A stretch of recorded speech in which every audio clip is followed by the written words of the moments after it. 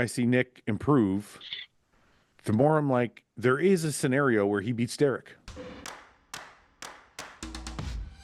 What's up guys and welcome. You are watching Fazi Fitness. So guys, channel membership is now live. Link is in the description and the first comment. Do check it out. That would really help support the channel. So Nick Walker just posted less than 2 weeks out physique update from this upcoming Pittsburgh Pro. Easily the most impressive physique updates that we have seen from him so far.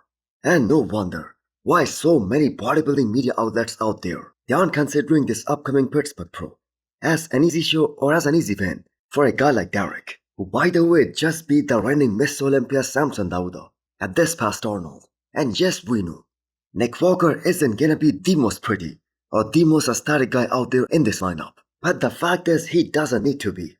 Those other two guys, Derek and Martin, they're also not gonna be as big as Nick, and not even close to being as freaky as the mutant. We know he's gonna win that most muscular shot. He's probably gonna win that side chest too. And if Nick brings a similar waistline, like let's say the one that he had back in 2021, he might win that front double biceps as well, which is kind of crazy if you guys think about this. Now the one shot that he doesn't want to hit on the stage, and he shouldn't, that is the crab most muscular shot, which he did last year at the New York Pro next to Martin. And Tyler Mannion, he clearly said that Nick should not even hit that shot. He loses quite a lot of freak factor if he does that. So we obviously are in a very defining era in the sport of bodybuilding. Will the judges pick the freaky mass monster and squash the narrative that only aesthetic physiques, they will be rewarded? And another thing that goes in Nick Walker's favor is that he's gonna be so fresh at this upcoming Pittsburgh Pro, contrary to both Derek and Martin, who both have been competing more frequently. So after looking at these recent pictures of the mutant, one thing is certain, Derek cannot afford to come in even a tiny bit off, because this doesn't look like a physique that's gonna be easy to beat. So the back double biceps has been circulating all over the social media, and Nick clearly is miles ahead in terms of his overall condition compared to what he looked like 2 weeks out of the New York Pro last year. And to everyone saying that he sacrificed a lot of size while changing conditioning, while getting peeled, then note this. The older picture, that is fully pumped, taken post-workout, and the right picture here, that is taken on empty stomach, first thing in the morning, fasted. Now, I'm gonna say we have a show on our hands at this upcoming Pittsburgh Pro, and it just isn't gonna be a walk in the park for any of these guys. The more I'm like, there is a scenario where he beats Derek. It's not out of the question, but because he's going to be. I thought I was nuts last podcast for saying that, by the way. I just want to throw it out. You know what? You're right. I'm sorry, guy. I apologize. So guys, unleash your power with Hosstile premium supplements and all kind of gym apparels. So use the code FAZI10 to get 10% extra discount. Next up, we have an update from Terrence. So this was actually taken at 3 weeks out from this year's Pittsburgh Pro, his comeback show. And even at that time, Terrence looked so ready to step on the stage anytime he wants to. Now, are we looking at what's probably gonna be the new classic physics standard? Well, it might be. Even the quarter tens, they are just out of this world. It's so hard to pick a weakness here. Maybe more hamstrings. And that's pretty much it.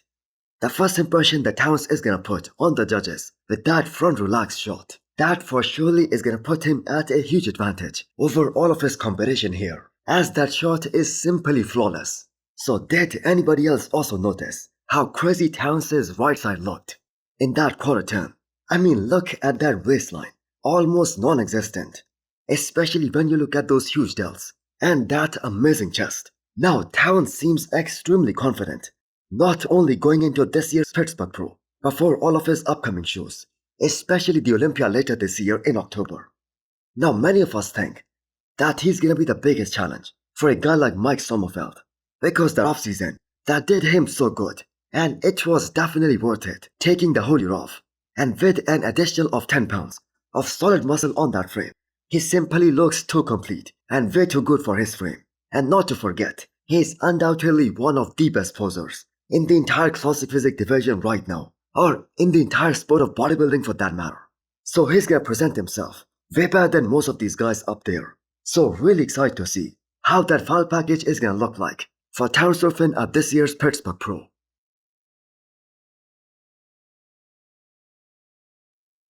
Next up, we have Goodvito going through one of his final leg workouts with his trainer Fabrico before he steps on the biggest bodybuilding show of his career. So can we all agree on one simple fact?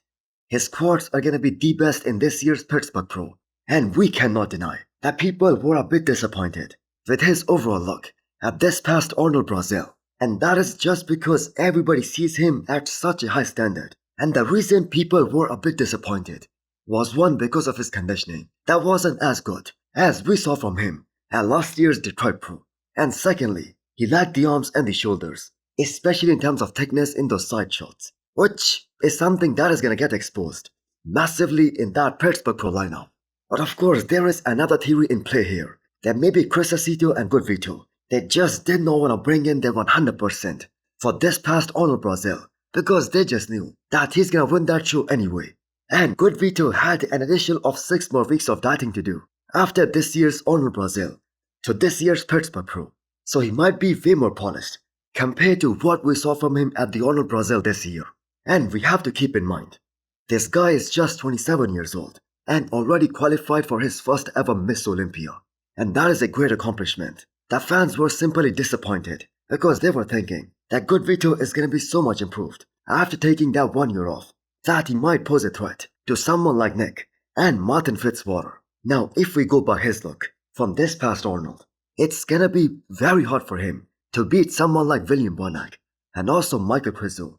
And he himself also knows he needs to show up much better, way more improved, in a better conditioning, and that is why this guy is laser focused right now. So can he bring even better conditioning at this year's Pittsburgh Pro?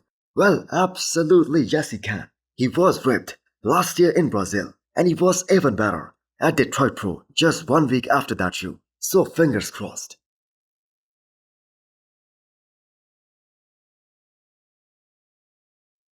Next up, we have an update from the beast, Akim Williams. Thankfully, he did not fall into that trap of not growing his arms up to a point where they looked unbalanced. The examples of Nick and Krizo, they are good references that sometimes a standout body part that works in your favor, and in their case, the arms, they create such a good first impression, not just on the judges, but on the fans as well. So Akim went through most part of his career with the reputation that he cannot bring the condition, and then all of a sudden, he paired up with Krizo last year, and he did a total of 6 shows in 1 calendar year, and a 7th one, which was the Arnold Ohio this year. And the man just continued to improve show after show, from one show to the next one, and you cannot even pinpoint one show where Akim was off, apart from maybe Toronto Pro, which is a show that he also won, despite not being 100%. Now this guy has all the size in the world to compete against any mass monster. He has an awesome shape as well. He has that very small waistline, humongous quads, and I guess the only weakness that Akim Williams has at this point, that is his back, and just one shot, the back double biceps, which is something that just cannot be improved as far as we know, because first of all, that is a genetically weak body part for him, and secondly, that is also a nerve-related issue for him at this point. So looking back at those post-Olympia shows that Akim did, he must be really happy that he continued to diet for another 8 weeks after the Olympia, and he secured his Olympia spot very early during the season. Now he has all the time, which he's gonna utilize to make all those improvements for this upcoming Miss Olympia. Next up, we have an update from the Egyptian tank, Hassan Mustafa. So in that era, where aesthetics are being massively rewarded, even in the men's open bodybuilding, I'm gonna say there is nothing pretty about this current look of Hassan. He just isn't an aesthetic guy by any means. That is sheer mass and muscularity, and being totally honest here, unless he nails his conditioning for this one, for all of his upcoming shows, he is most probably gonna have very difficult time one more time, just like last year, qualifying for the Olympia. So the competition this year, that seems to be far better than last year, and Hassan Mustafa was penalized big time by the judges in both the shows that he did last year. He did not even make top 5 in his last show, which was Chicago Pro, and that was a show he could have won. So the biggest mistake Hassan Mustafa made earlier in his career was to continue to chase size, more mass, and in that process, he ruined his waistline. Just take a look at his physique from Tampa Pro back in 2019.